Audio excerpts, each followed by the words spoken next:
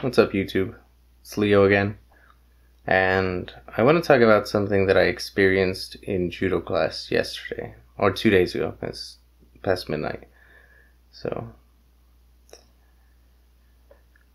this was actually a topic in kids jiu-jitsu class a few weeks ago, but a very good example of it was in my judo class. So, I'll tell you a bit about it. The judo class is 2 days a week and about 2 hours at a time.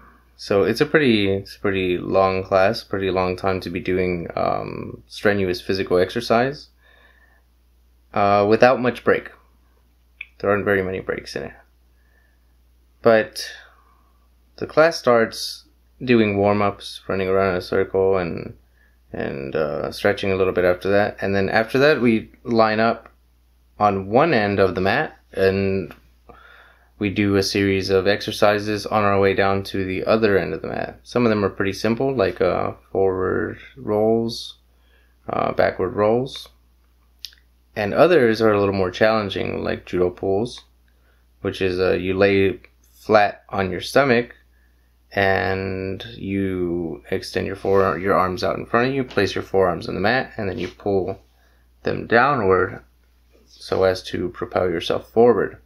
And then you do this backward as well. Put your hands down by your chest and then you push them upward to push you backward.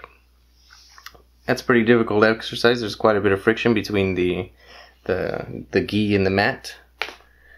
And you also do carries, which is to say that you are performing seoi nage, which is a over shoulder throw, but you just pick them up off the mat and then you run down to the other end, or you're carrying them, and then you run back to where you started and then you switch. And then you do it again, but with the other arm. So there are quite a few exercises like this, and as they pile on and without break, it does get pretty tiring and it is pretty challenging. But the kids go first, and then the adults go. And this is for every exercise, right? If they say forward rolls, the kids start forward rolling, and as they're partway down the mat, the adults start to get on the mat, so that we don't collide with the children, who obviously, for the most part, travel at a slower rate down the mat. And I'll tell you, the mat is something like 15 or 20 meters long or so. And I'm usually one of the first adults on the mat to do it, right behind the kids, and I don't skip any of the exercises. I don't take extra steps along the way, and I make sure to keep a decent pace. I don't want to go extra slow just to keep my breath, because I am there trying to really get a good exercise and get the most out of my time in training. You know, I only get 4 hours in a week with judo. So this is not true for some of the other people. What happens is, I get on the mat, and we get a few exercises in, 3 or 4 exercises in, and then I get back on the mat, and I notice the people who would normally be following behind me are standing at the back wall and not getting on the mat. And then a few more exercises in, this will happen again. And then usually during the last exercise, this will happen again. And so, say in a series of 10 different exercises, they've skipped out on 2 or 3 or 4 of them. And there are some people there who train there who are significantly older than I am, and I don't imagine I'm going to be as athletic as I am now, or that I'm going to be able to recover as easily or maintain my endurance as well if I'm 50 years old compared to now at 30 years old.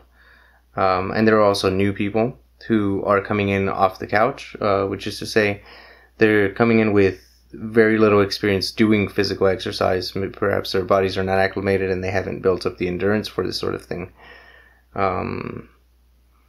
But those are not the people I'm talking about. I'm talking about young adults who have been doing this for a while. Some of them are colored belts. and they know what the deal is. These are the exercises. We're not supposed to skip any of them, and then people start skipping exercises, and the senseis force us to do, well, they don't force us, of course, right? I'm just saying, make us do duck walks, forward duck walks, and backward duck walks. Going backwards it's not fun. It is in a way, but it's challenging. It's definitely challenging. But aside of that, it's not that I'm upset about the duck walks by any means. But the interesting thing to me is that these people who are skipping out on the workouts, originally in my first few classes, I thought, well, maybe they're doing it for the sake of maintaining some endurance, keeping some endurance for sparring, because the last part of the class is about 30 minutes, 40 minutes of sparring. And that's my concern usually as I'm working my way down the mat during say judo pulls, and I'm like, man, I'm really getting worn out. I don't know if I'm going to have anything left when it comes time to sparring. And I'm not going to just skip out on sparring, so that means I'm probably just going to get killed. And that doesn't happen. And it's because those same people that are slacking off during the exercises, who are not doing every single one, and who are taking extra steps, and who are standing up and running before even getting to the end of the mat, those same people put very little effort into sparring. Which is to say, they will try something, and if it doesn't fail, they just like ball up and they go to turtle position, or they stay in side control, but on their just balled up and defending for a choke. And they don't do much of anything else unless I go for a submission. So the point at which I'm already sinking in a choke, I've already got a good grip, or I'm working on any number of arm locks. Then, when I've got somebody already deep into a submission, they start to explode and they start to use all of their strength and all of their force. And mind you, they weren't huffing and puffing or sweating profusely or changing color or anything beforehand. So they weren't, at least to me, they didn't look visibly exhausted. So their lack of effort at that up to that point didn't make much sense to me.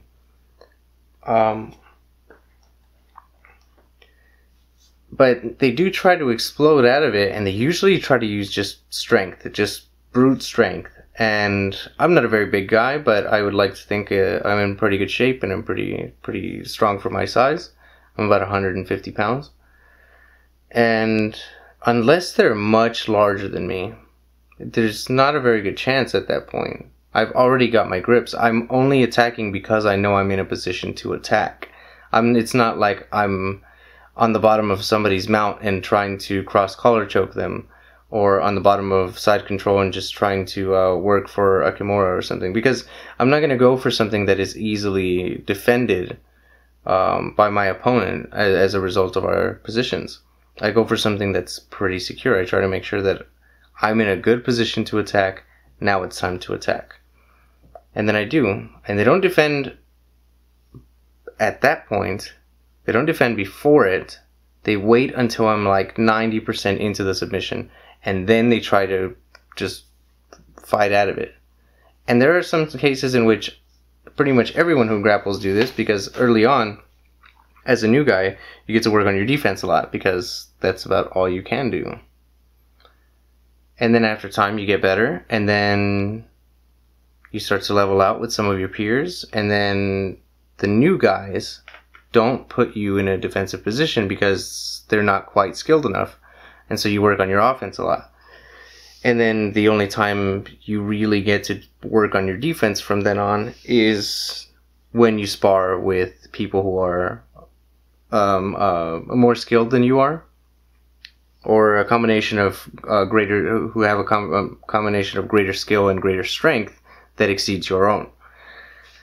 So sometimes you will do that for that experience, because otherwise you know that you would not get it, or that you don't get enough of it. But that's not the case with these people. Some of the people that I spar with, they use very minimal effort to defend, and then all of a sudden try to explode out of it. And